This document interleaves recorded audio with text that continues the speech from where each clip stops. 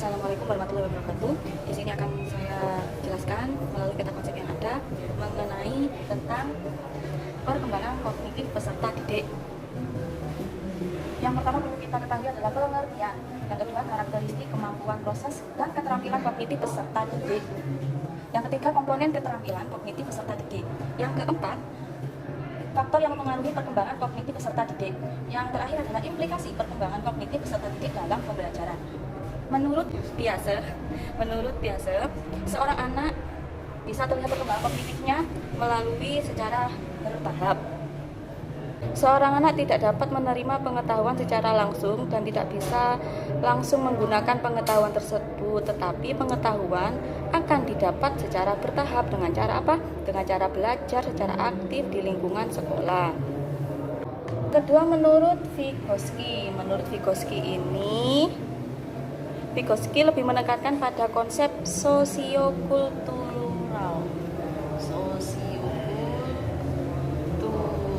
Maksudnya yaitu konsep sosial dan interaksi dengan orang lain dalam proses belajar anak. Maksudnya anak itu tidak harus mendapatkan perkembangan kognitifnya dari belajar saja, tapi juga dari lingkungannya, pengalamannya, seperti itu. Selanjutnya, karakteristik, kemampuan, proses, dan keterampilan kognitif peserta didik. Yang pertama ada persepsi. Persepsi itu adalah tanggapan atau penerimaan langsung. Ya. Bisa dipahami yaitu dengan cara suatu proses penggunaan pengetahuan yang telah dimiliki untuk memperoleh dan menginterpretasi stimulus rangsangan yang diterima oleh sistem alat indera manusia. Persepsi ini meliputi biasanya suatu interaksi rumit yang melibatkan setidaknya ada 3 komponen, yaitu yang pertama seleksi, penyusunan, dan penafsiran. Kedua ada memori. Memori adalah suatu ingatan. Memori ada 3 macamnya, yaitu tipe sensoris, jangka pendek, dan jangka panjang.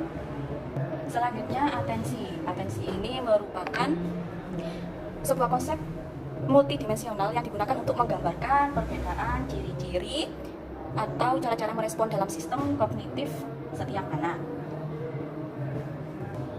Selanjutnya komponen keterampilan kognitif peserta didik. Setiap peserta didik memiliki kemampuan pengetahuan yang berbeda. Ada yang kemampuannya berbeda-beda, begitu pula dengan keterampilan kognitifnya. Ya. Maka dari itu terdapat beragam kecenderungan keterampilan kognitif peserta didik, yakni diantaranya dari segi metakognitif, strategi kognitif, gaya kognitif, selanjutnya pemikiran kritis. Selanjutnya faktor yang mempengaruhi perkembangan kognitif peserta didik.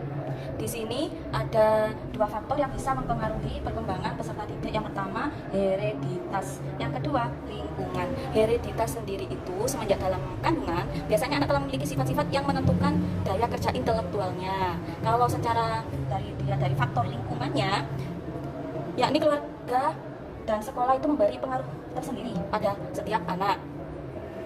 Selanjutnya, implikasi perkembangan kognitif peserta didik dalam pembelajaran. Berdasarkan penjabaran tentang perkembangan kognitif ini, implikasi itu dalam pembelajaran perlu melihat bangunan metodologi pendidikan Islam, sehingga dari situ dapat ditentukan beberapa strategi pendidikan Islam, sehingga dengan mempertimbangkan aspek perkembangan kognitif peserta didik. Dalam sebuah contoh, di sini ada siswa yang berusia 11 tahun. Nah, di samping dia bisa memahami dalam hitungan campuran, dia juga bisa mengerjakannya dengan baik.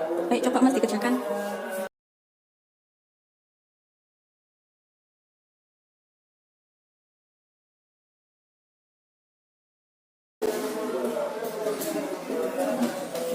Nah, dari video tersebut dapat diketahui bahwa anak usia 11 tahun dia sudah mampu memahami suatu pembelajaran dengan sebaik mungkin, seperti ini. Untuk strategi yang sudah saya lakukan dalam mengembangkan proses kognitif kegiatan pembelajaran peserta didik di kelas, biasanya saya menggunakan strategi yang poin pertama itu ajak peserta didik memfokuskan perhatian. Nah, di situ kalau anak-anak mulai rame, biasanya saya mulai menyapa lagi pada anak-anak, hai, dengan suara mengeraskan suara sedikit. Itu lalu kemudian anak-anak membalas, hai. Nah, kadang juga saya menyapa lagi dengan kata hello. Nah, itu anak-anak akan merespon dengan jawaban hello, kemudian mereka akan kembali lagi ke posisi mereka duduk.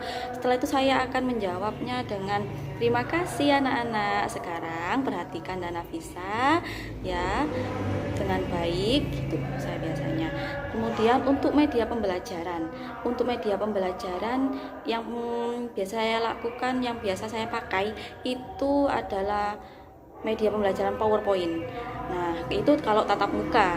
Kalau seperti kemarin daring, itu yang saya lakukan mengupload video pembelajaran yang ada kaitannya kadang dengan menggunakan PowerPoint, kadang menggunakan penjelasan langsung dari saya melalui channel saya di YouTube, atau kadang langsung dari ke WA grup tersebut, seperti itu. Dan untuk mengubah lingkungan belajar seperti di kelas, ruang kelas itu saya lihat kondisinya, misalnya oh ini perlu perubahan tempat duduk, otomatis saya akan merubah salah satunya dengan cara membentuk huruf U. Nah, di situ mereka akan fokus kepada saya selaku pendidik mereka.